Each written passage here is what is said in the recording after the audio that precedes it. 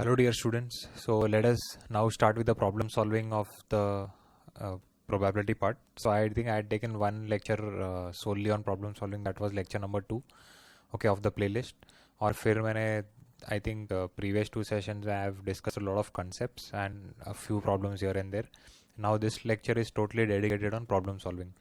So what I'll be doing is I'll try to avoid doing the calculations completely, because I want to cover more problems with y'all.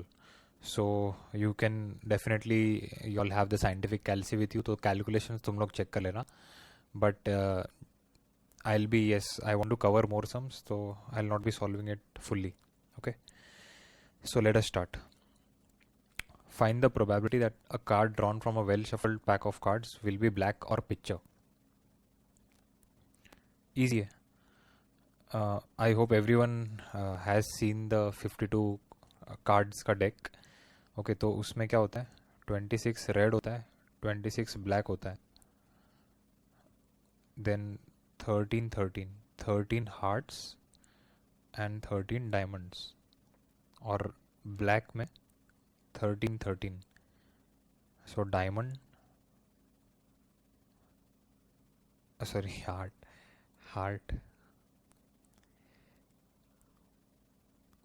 Heart के लिए diamond लेना ही पड़ता है, वैसी बात है, इसलिए I was writing diamond there. Heart, diamond, then this is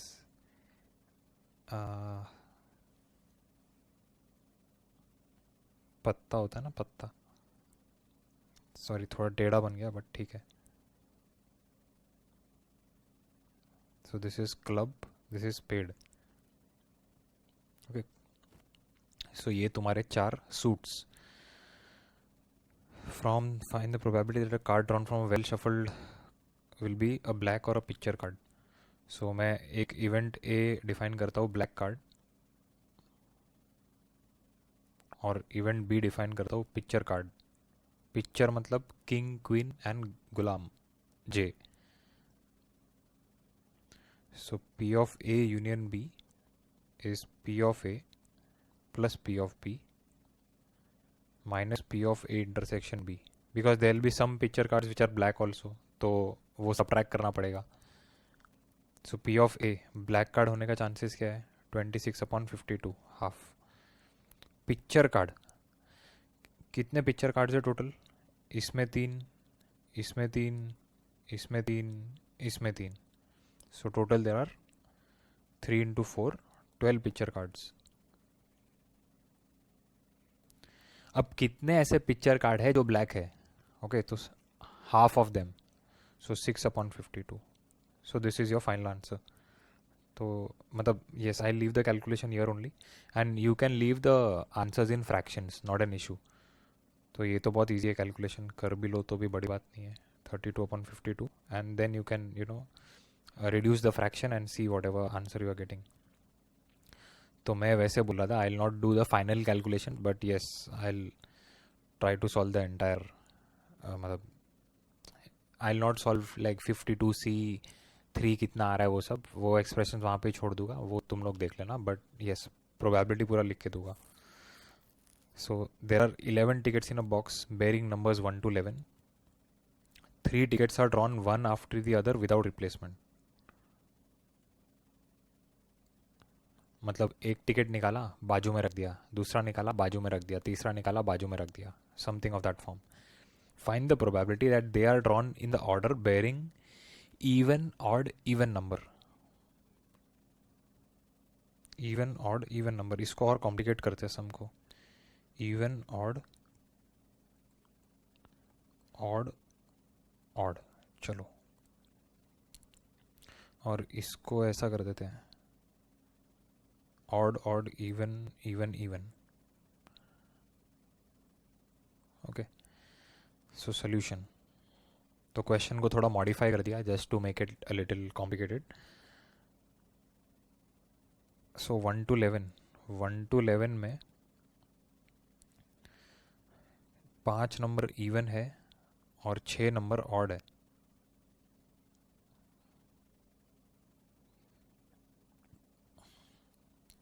probability of the first event, तो इसको इवेंट ए बोल देते हैं, और इसको इवेंट भी बोल देते हैं।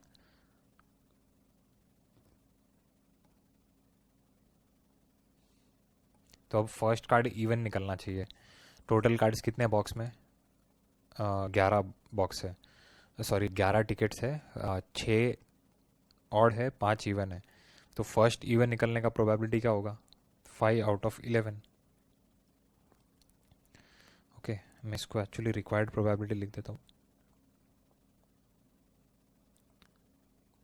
Required probability RP। सो 5/11। ओके, फिर ये कार्ड बाजू में रख दिया, ये टिकट बाजू में रख दिया। अब टोटल सैम्पल साइज से एक टिकट कम हो गया और एक इवन टिकट कम हो गया। तो ऑड टिकट्स कितने हैं? ऑड तो अभी भी 6 है, but 6/10, because out of these 10, sorry 11 में से एक टिकट तो बाहर हो गया। 10 टिकट बचे, 10 में से 6 ऑड। अब 2 टिकट कम हो गए 11 में से। ओके, तो now you have only 9 tickets. और एक इवन टिकट भी कम हो गया था, 5 इवन थे बट एक निकल गया, तो अब 4 बचे। फिर अब 8 टिकट्स है टोटल, बिकॉज एक एक निकालते जा रहे हो ना। और इवन सॉरी ऑड कार्ड भी एक कम हो गया, तो 6 ऑड कार्ड थे बट एक निकल गया यहाँ पे, तो 5 बचे। फिर ये भी निकल गया तो 4 बचे, because you want odd and odd. Okay, so now this calculation you can do, final calculation. Second, odd, odd, even, even, even. Now this, you can pause the video for 2 minutes and you can try this on your own. So I am directly doing 6/11. पहले मैं क्या करता हूँ ना, ये लिख देता हूँ। एक टिकट कम हुआ 10, 9, 8, 7। ऑड कम हुआ तो 5। फिर इवन तो कितने? 5, 4, 3। ये अपना final answer.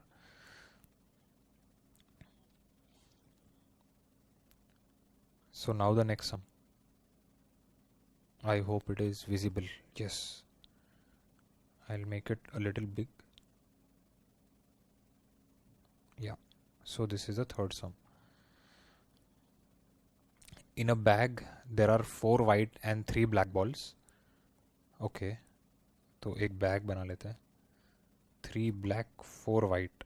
If 4 balls are drawn at random, are drawn one by one at random without replacement. Okay. What is the probability that the balls so drawn are alternatively of different colors? Easy है, इसके previous हम जैसा ही है। So required probability. तो ऐसा हो सकता है कि मैंने वाइट से स्टार्ट हो किया ये, तो मतलब पहला बॉल निकाला और वो वाइट आ गया, फिर ब्लैक आना चाहिए, फिर वाइट, फिर ब्लैक। और इट कुड हैपन दैट कि पहले निकाला तो ब्लैक आ गया, फिर ऑल्टरनेट। तो दे वांट इसका प्रोबेबिलिटी। ओके, तो ठीक है, पहला वाइट आने का चांसेस कितना है? 4/7। फिर ये बॉल साइड में रखा तो 6, इसको भी साइड में रखा तो 5, फिर 4, फिर ब्लैक निकलने का 3। अब वाइट में से एक कम हो गया, तो और एक नेक्स्ट वाइट निकलने का probability is 3/5।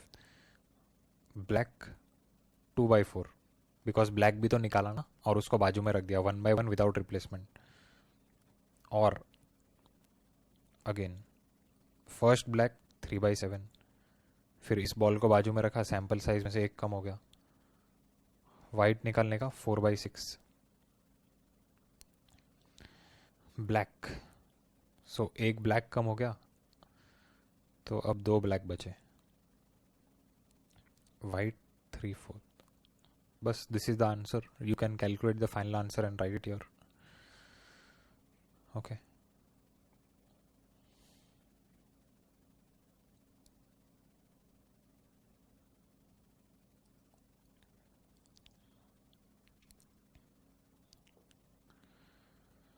in a certain college, this is a good sum. In a certain college, 4% of the boys and 1% of the girls are taller than 1.8 meters. ये point है, ये भी point है। Furthermore, 60% of the students are girls. Okay, so if a student selected random is taller than 1.8 meters, what is the probability that the student was a boy? Superb sum. If a student selected random is taller than 1.8, what is the probability that the student was a boy? Okay, तो ठीक है, मैं एक table बनाता हूँ यहाँ पे, boys girls total taller than 1.8, taller than 1.8, lesser than 1.8, मतलब इनका हाइट लेसर देन 1.8, और ये टोटल। अब मैंने टोटल उस कॉलेज में 1000 स्टूडेंट्स पकड़ लिए, ओके। 1000 क्यों लिया, you will understand the reason later, okay. So suppose 1000 students पकड़ लिया, तो they are telling 60% students were girls, तो 600 were girls and 400 were boys. Okay, so this was a good college. So boys, okay, that was on a lighter note.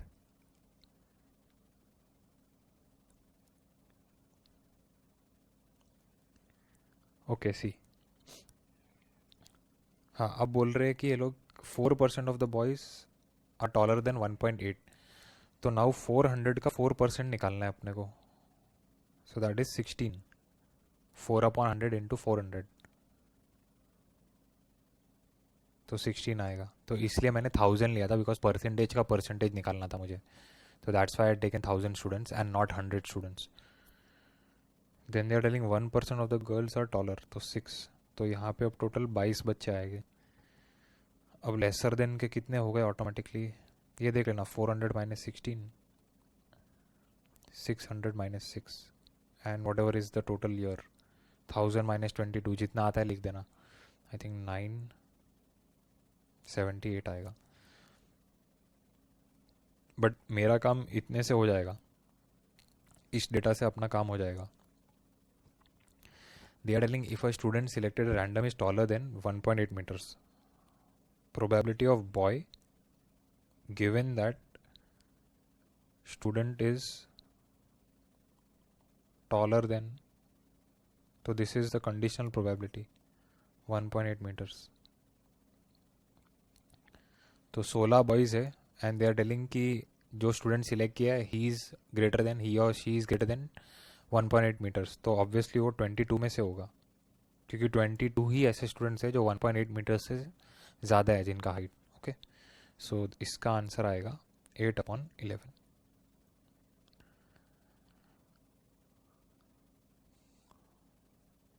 Okay, so yeah, that was the final answer. Next sum, तो ये 4th and ये 5th,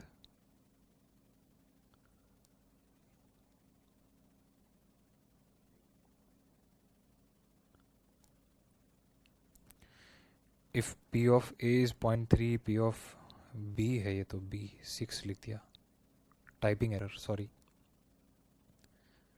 So this is p of b. Find p of a union b when a and b are exclusive. तो a and b exclusive बोला है मतलब they are indirectly telling you p of a intersection b is 0, और independent बोला है मतलब they are indirectly giving you a hint that p of a intersection b is p of a into p of b. This I discussed in the previous lecture itself, so I don't think there should be a problem. तो first case का answer क्या आएगा, p of a union b is p of a plus p of b minus p of a intersection b, जब A B exclusive है, exclusive मतलब mutually exclusive, तो ये 0 होगा, और ये 0.3 प्लस 0.5, तो 0.8, और सेकंड में क्या बोला है, independent,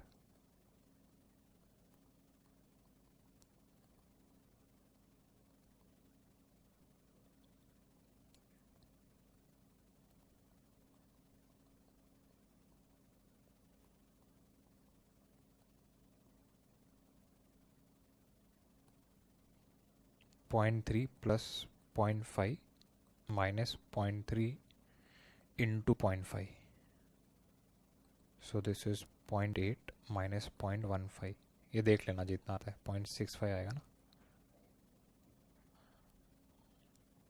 so that is the final answer. सो ये तो लास्ट लेक्चर के कंसेप्ट पे बेस्ड था.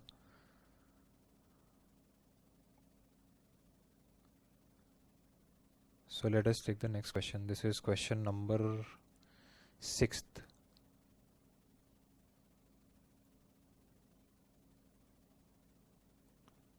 Okay. ये यहाँ पे डैश आना चाहिए.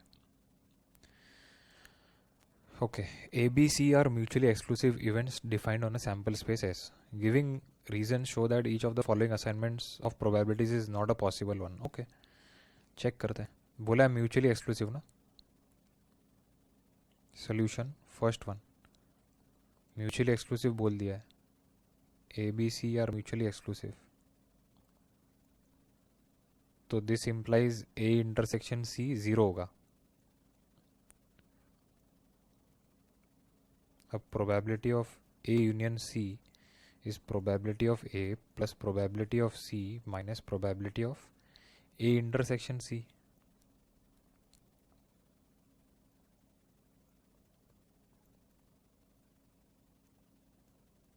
अच्छा ये तो 0 है, सॉरी 0. अब P ऑफ C कितना होगा यहाँ पे? Minus 0.04. So this is not possible as probability cannot be negative. Not possible as probability cannot be negative. Okay. Second क्या बोला है?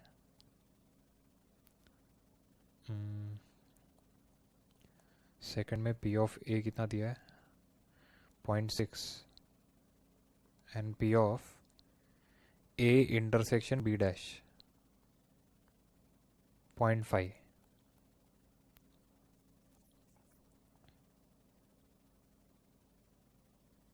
A intersection B dash. Okay, A intersection B dash मतलब क्या होता है? A intersection B dash. Okay,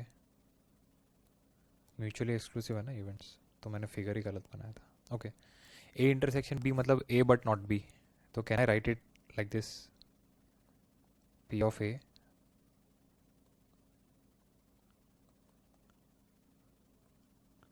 minus P of A intersection B. A but not B मतलब B का part subtract कर दो. बट ये तो 0 है because they are mutually exclusive. That means ये 0.6 आना चाहिए. बट इन्होंने कितना दिया है? इसका वैल्यू 0.5. तो basically therefore P of A intersection B dash is not equal to 0.5. So the assignment is not possible. Okay, वही क्वेश्चन था.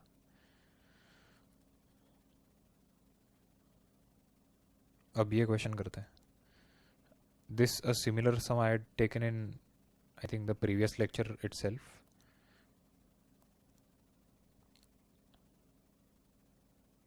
Okay, previous lecture में किया था ऐसा सम. So let us try to solve this also. Sum number 7th. If A and B are two events such that P of A is 0.3, P of B is 0.4, P of A intersection B is 0.2, find probability of A union B.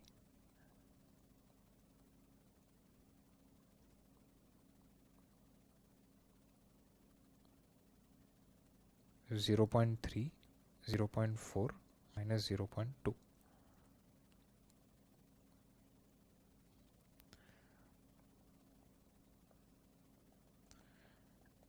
A given that B, A dash given that B.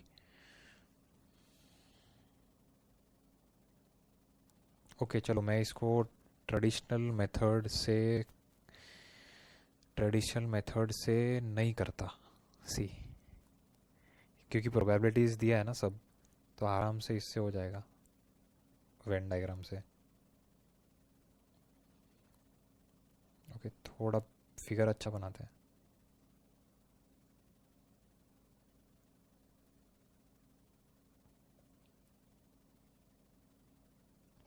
सो ये कितना दिया, 0.2 दिया है, और ये 0.5 है। A union भी 0.5 मिला देखो यहाँ पे, ओके। और ए इंटरसेक्शन भी कितना है, 0.2, और ए कितना, 0.3। So that means this region would be 0.1, ये वाले रीजन का प्रोबेबिलिटी 0.1 होगा। और 0.4 माइनस 0.2, ये भी 0.2। पी ऑफ बी कितना है, 0.4, तो 0.4 में से भी 0.2 सब्ट्रैक्ट किया तो ये इतना पार्ट भी 0.2 आएगा। अब क्या बोला है वो लोग ने, बी हो गया, अब ए नहीं होगा उसके क्या चांसेस है। सो बी हो गया, बी हो गया मतलब कौन सा रीजन आएगा बोलो।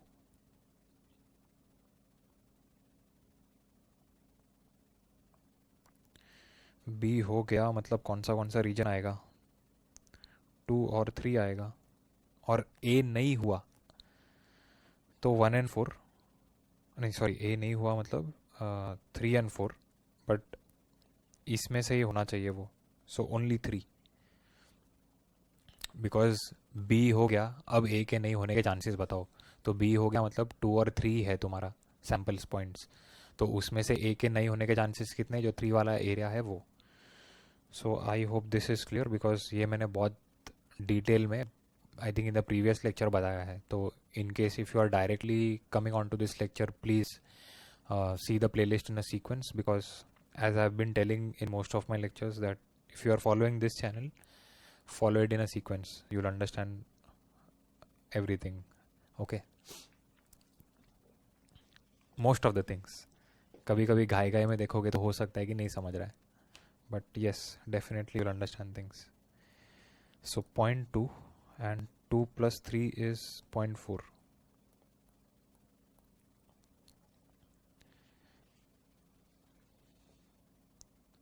Because some students message me कि सर पूरा प्लेलिस्ट देख लिया लाप्लास का एक साथ में। सो आई कैन अंडरस्टैंड कि पूरा एक दिन में देखोगे तो क्या होगा, okay. So don't do that thing, okay. Next,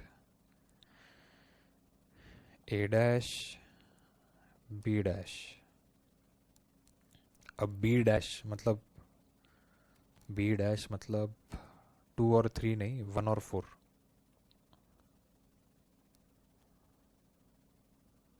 तो बी डैश मतलब A dash given B dash means what, B dash हो गया, अब ए डैश के होने के चांसेस बताओ। ए डैश मतलब 3 एंड 4, सो ओनली 4, ओनली 4 मतलब 0.5, और ये 0.1 plus 0.5, so 0.5 upon 0.6, 5/6। Fourth part, A dash union B dash, ये है ना, A dash union B dash, yes. So by De Morgan's law ये क्या होता है, ऐसा होता है। तो 1 minus P of A intersection B लिख दो इसको। ए इंटरसेक्शन बी कितना है, 0.2, so 0.8 is our final answer. So if you have understood the things properly in the first lecture, in the previous lecture, तो ये बहुत easily जाएगा।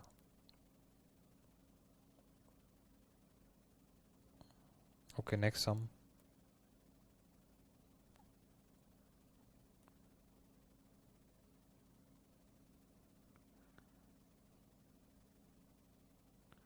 Seven and 8.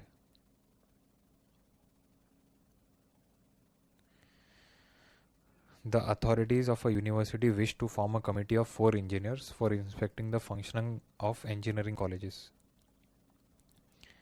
So committee of 4 engineers for inspecting the functioning of engineering colleges. 3 electronics, 4 mechanical, 2 civil, 1 computer science engineers showed interest to work as a committee member. So least interested were computer science students. Okay. Find the probability that the committee consists of 1 engineer of each branch, at least 1 electronics engineer. हाँ, easy है ये sum. See, first part, अच्छा, total कितने बंदे लोग हैं, बंदे बंदी जो भी? सो 3 4 7 and 3 10. So total we have 10 engineers. So अगर randomly select करना है तो 10C4. Okay, this is random selection. 10C4 मतलब अगर कुछ कंडीशन नहीं दी होती और मुझे 4 स्टूडेंट सिलेक्ट करना है तो 10C4 वेज. सो आई राइट रिक्वायर्ड प्रोबेबिलिटी. अब क्या बोला है फर्स्ट केस में, 1 इंजीनियर ऑफ ईच ब्रांच. तो ईजी है, ईएसटीसी में से एक लिया, मैकेनिकल में से एक लिया, सिविल में से एक लिया, कॉम्स में से एक लिया, ख़त्म. सो 3 into 4 into 2 into 1 and 10C4 you can calculate. I am not completing the calculations, you can do it. Okay, कर लेना ये. एक्चुअली कर सकते हैं ये. 4 2 8 3 3 9 2 and 5. So I get 4 upon 35. Second, at least one electronic engineer. ये अच्छा part है. तो मैं यहाँ पे लिखता हूँ ELX और यहाँ पे लिखता हूँ अदर इंजीनियर्स और यहाँ पे लिखता हूँ कमिटी. ओके, कितने का कमिटी बनाना है? 4 का बनाना है. 4. 3 इलेक्ट्रॉनिक इंजीनियर है अपने पास, एटलीस्ट 1 चाहिए. तो 1 भी हो सकता है, 2 भी हो सकता है, तीनों भी आ सकते हैं. और अदर इंजीनियर्स कितने बचे? 4 + 2 + 1, 7 अदर इंजीनियर्स है. तो यहाँ पे 7 लिख देता हूँ मैं और कमेटी 4 का बनाना है. ओके, अगर मैंने एक इलेक्ट्रॉनिक इंजीनियर लिया तो 4 का कमेटी बनाने के लिए 3 बाकी इंजीनियर्स लेना पड़ेगा. If 2 electronic students are interested तो यहाँ से 2 लेना पड़ेगा. अगर तीनों के तीनों को आना है तो यहाँ से एक को लेना पड़ेगा. सो this is case 1, case 2, case 3. So either this can happen or the second case can happen or the third case can happen. तो अब कमिटी कैसे बनेगा? 3 इलेक्ट्रॉनिक इंजीनियर है, सो 3C1 इंटू 7C3 और सबको ऐड करना है ना, because these are different cases.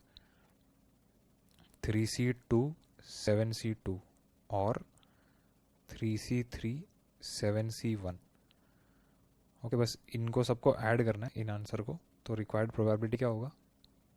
3C1 7C3, 3C2 7C2 और 3C3 into 7C1 the whole upon 10C4. बस. Okay,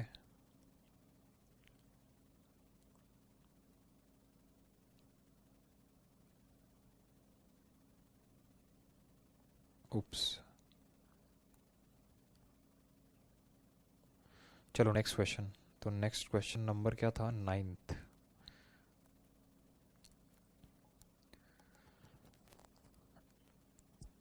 I hope it is readable. I'll just enlarge it a bit. Yes. An urn A contains 8 cards bearing numbers 1 to 8.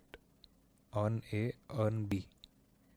So 8 cards 1 to 8, 9 cards 1 to 9.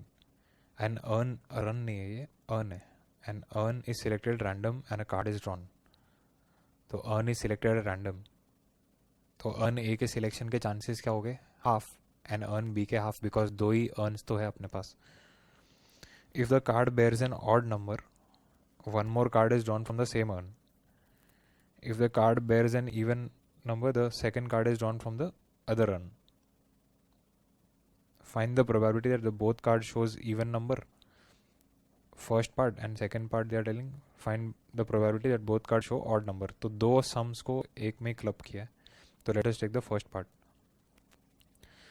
अच्छा, even number मतलब first से even निकालना है. तो if a card bears an even number, the second is drawn from the other urn. Okay, बहुत अच्छा sum है. It's a bit tricky. See probability of both even. तो ऐसा हो सकता है कि अर्न ए सिलेक्ट किया तो उसके क्या बोलते हैं, सिलेक्शन के चांसेस कितने हैं, हाफ. फिर अर्न ए में से you picked up even number, because even number बोला है तो यहाँ पे 4 इवन 4 ऑड, यहाँ पे 5 ऑड 4 इवन, तो 4/8. और फिर इसमें से अगर इवन आया, फर्स्ट में से इवन आया तो तुमको सेकंड कार्ड दूसरे अर्न में से निकालना है. तो अब बी में से इवन निकालने का चांसेस कितना होगा, 4/9. ओके.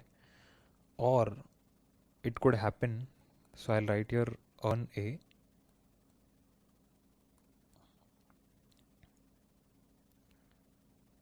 फिर this is even from earn A,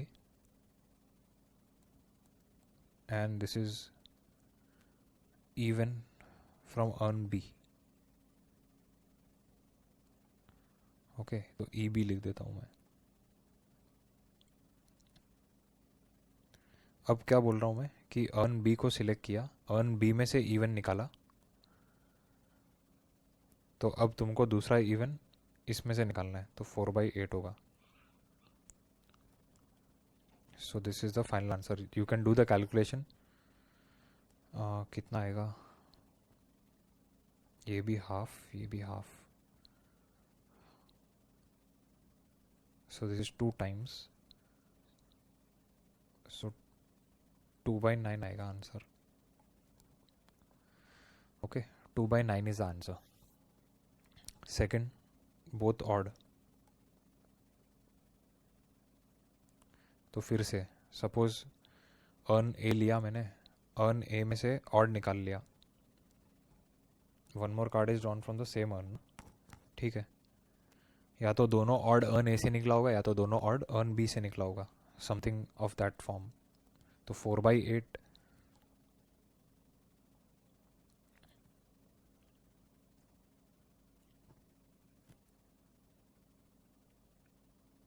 one more card is drawn from the same one.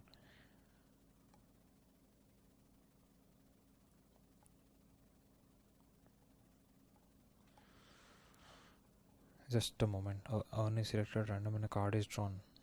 If the card bears an odd number, one more card is drawn from the same urn.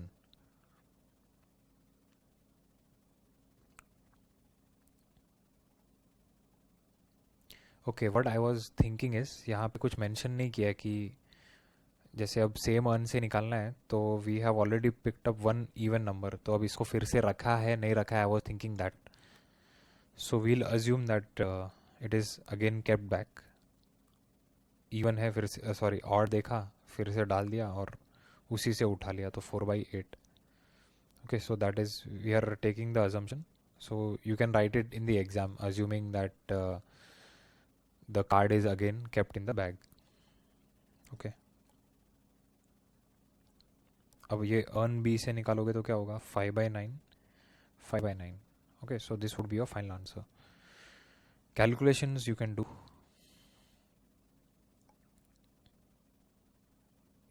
चलो next sum.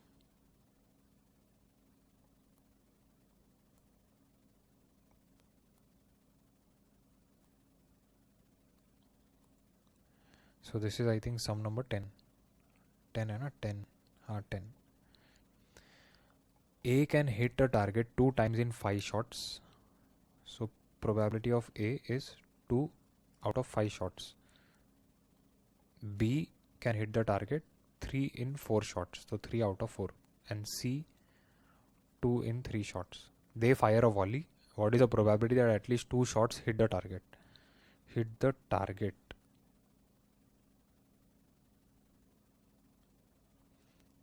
So probability of at least 2 shots hitting the target.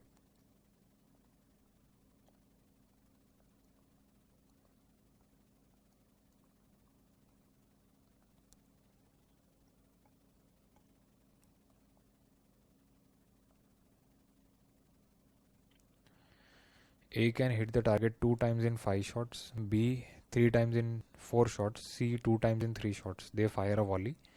What is the probability that at least 2 shots hit the target? Okay.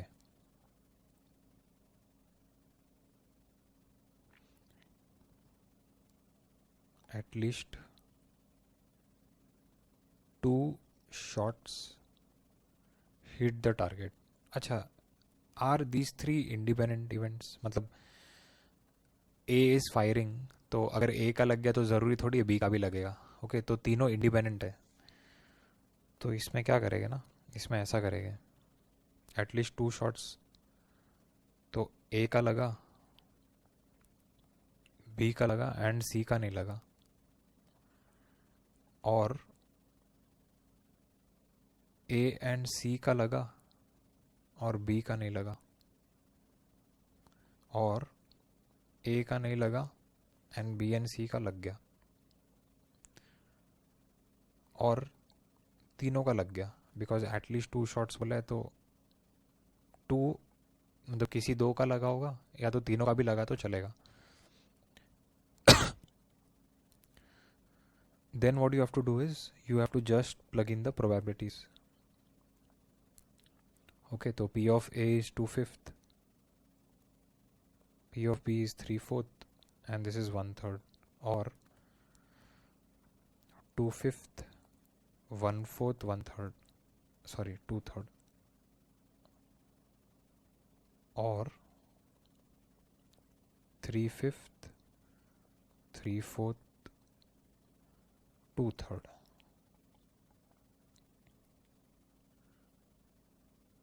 Three-fifth, 3/4 और 2/3. P of A कितना है 2/5, B कितना है 3/4 और C कितना है 2/3. बस ये कर लेना प्रोबेबिलिटी कैलकुलेट. कैंसलेशन मत करना कुछ भी, बिकॉज डिनोमिनेटर सबका 60 आ रहा है, तो कैलकुलेशन फटाफट हो जाएगा. But if you do calculation फिर एलसीएम वगैरह लेना पड़ेगा. सो don't do any cancellation. Okay, इसी सम को और एक्सटेंड करते हैं. तो probability at least 2 shots hit the target था ना. अब मैं लिखता हूँ probability at least 1 shot hits the target.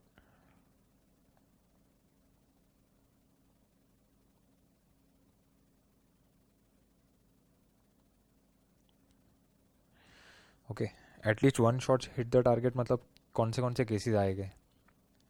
देखो कितने केसेस आएंगे, देखो 1 का लग सकता है, 2 का लग सकता है, या तो तीनों का लग सकता है. तो 2 वाले तो इतने केसेस आ ही गए अपने. ओके, अब 1 के कितने केसेस हो गए. A का लग गया, B और C का नहीं लगा, और B का लग गया, A C का नहीं लगा, और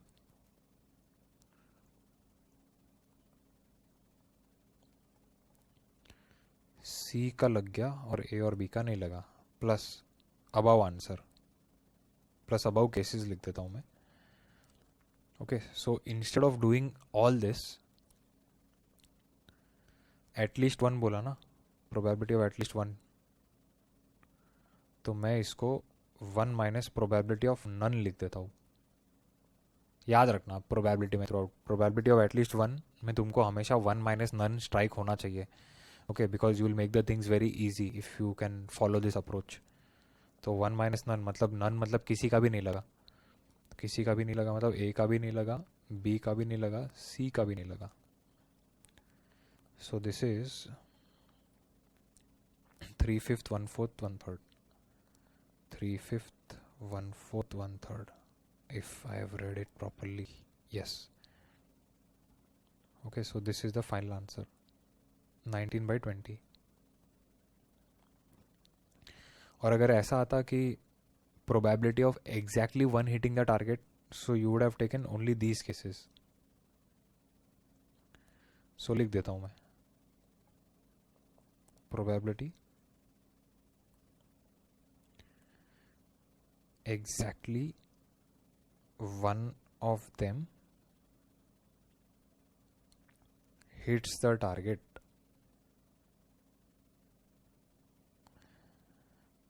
So A का लग गया, B C का नहीं लगा,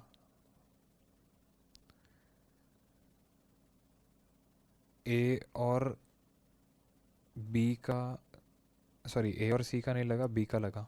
देन A B का नहीं लगा बट C का लग गया. fourth probability exactly to hit the target.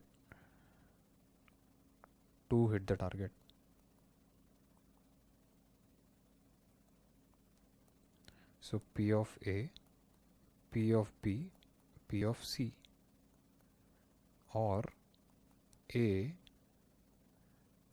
and C, or B and C का लग गया 3C2 ना, तीन ही पॉसिबिलिटीज़ है, बस ये तीन पॉसिबिलिटीज़ है. Okay, and you must have seen such sums कि probability of A, like a problem is given to 3 students, probability of A solving the problem is something, B solving the problem is something, C solving the problem is something. तो it is the same sum, इसलिए मैंने सारे cases discuss कर लिए. Okay, so you should be able to relate the problems. Okay. Sorry.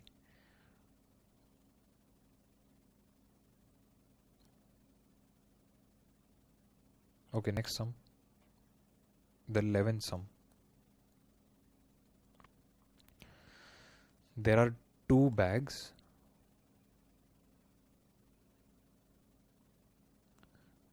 First contains 5 red, 7 white balls. Second bag contains 3 red, 12 white balls. One ball is taken out at random from the first bag and put in the second bag. Okay.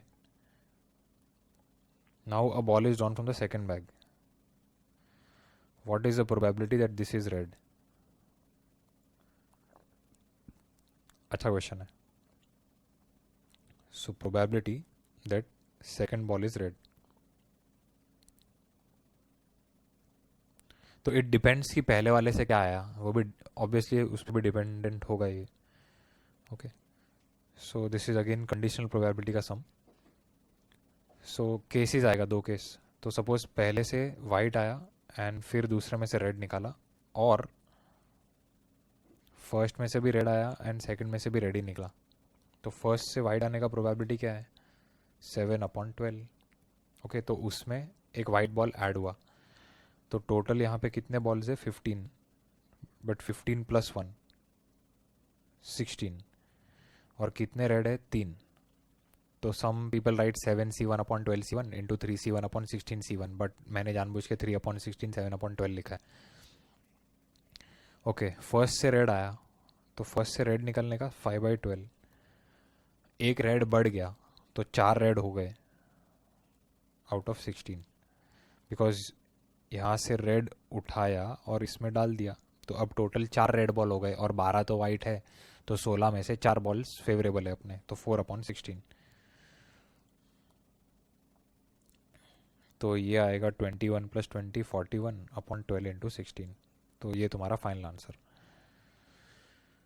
So statements and all I am not writing, you can do it.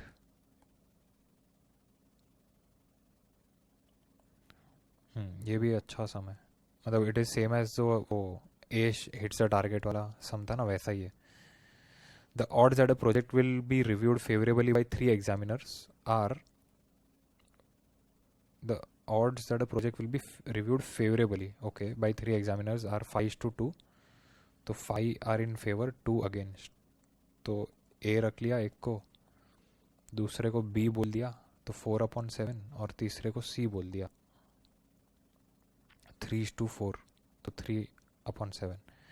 What is the probability that out of 3 examiners the project is reviewed favorably by majority? Is favorably reviewed by majority. By majority बोल दिया मतलब at least 2 of them. Majority means all 3 also can review it favorably, na? Project is reviewed favorably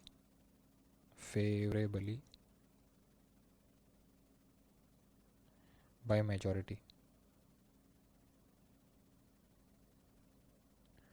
So it could happen that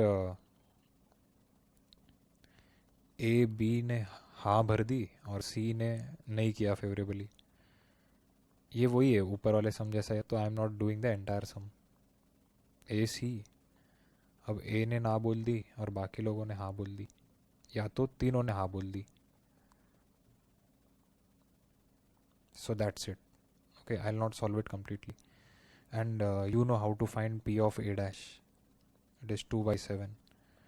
P of B dash. When you are plugging in the values, do not make mistakes. P of C dash.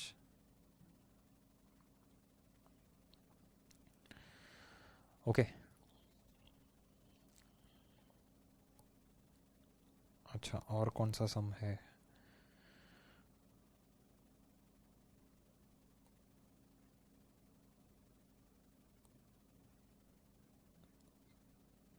Just bear with me. Sorry.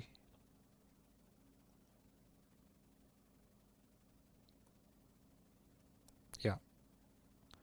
So I think this is the 13th sum. Yeah.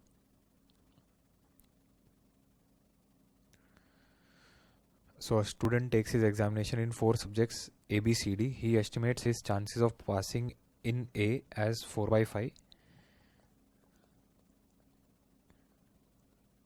B में 3 by 4. C में 5/6. D में 2/3. To qualify he must pass in A and in at least 2 other subjects. मतलब A में तो compulsory पास होना है उसको. What is the probability that he will qualify?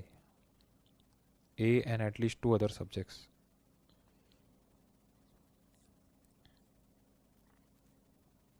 सारे इंडिपेंडेंट है ना, so probability that he qualifies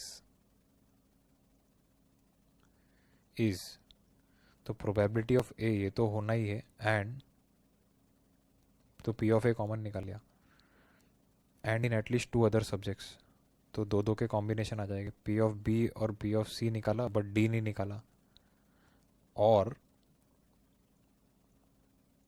B और डी निकाला बट सी नहीं निकाला उसने, और बी नहीं निकाल पाया बट सी और डी निकाल दिया. खत्म. Okay, so I am not doing this further, you can do it further. Okay, because ये अब समझ जाना चाहिए क्या चल रहा है. So yes, that's it for this lecture. I hope you have understood this. In case you found this a little fast, I had initially told कि यहाँ पे अब मैं इसमें calculations वगैरह नहीं करूँगा, and I'll try to cover majority problems. Okay, so previous lectures should be very clear because there I have explained the concepts. Okay, so I hope you'll be able to complete the sum. So I'll come up with more sums in my next video. So stay tuned, goodbye, and thank you.